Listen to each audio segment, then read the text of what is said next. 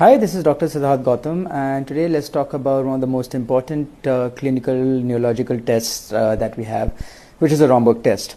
Now, the Romberg test is not really a balance test, it's a sensory integration test. To understand it, one has to remember that the balance really depends upon three systems: the vision, the vestibular system in the inner ear, and the proprioception. This is a position sense that one gets from the joints and the nerves. Now, if any one of these fail, the other two can usually compensate. What happens in the Romberg test is that the patient stands with both the feet together, first with eyes open and then with the eyes closed.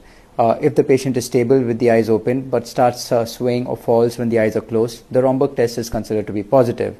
What does that mean? Now, it means that the vision is compensating for a sensory deficit. Once the vision is removed, the problem is exposed. So positive Romberg test points to a problem in proprioception or the posterior column pathways of the spinal cord. And this is commonly seen in peripheral neuropathy, in vitamin B12 deficiency, or in dorsal column disease. Now, what's important to note here is that the patient is unsteady even with the eyes open, then it is not Romberg's.